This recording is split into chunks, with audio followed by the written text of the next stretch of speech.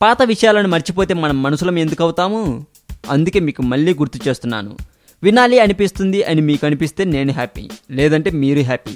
ఎవరు హ్యాపీగా ఉన్నా లేకపోయినా ఈ వీడియో మీద మీ కామెంట్ పెడితే మీ మనసు హ్యాపీ. హ్యాపీ గురించి పదే పదే ఎందుకు చెప్తున్నానో చెప్పనా? హ్యాపీ సినిమాలో అల్లు అర్జున్ హీరో కాబట్టి. అర్థం కావట్లేదని అర్థమైంది.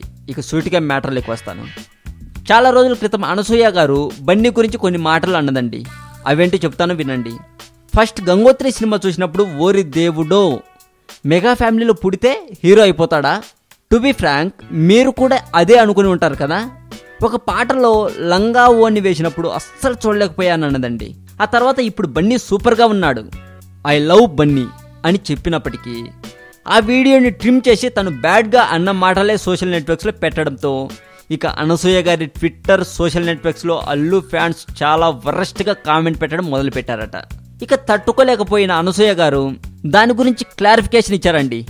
అల్లు అర్జున్ గారిని నేను కావాలని అనలేదు, మిమ్మల్ని బాధ పెట్టి ఉంటే నన్ను క్షమించండి.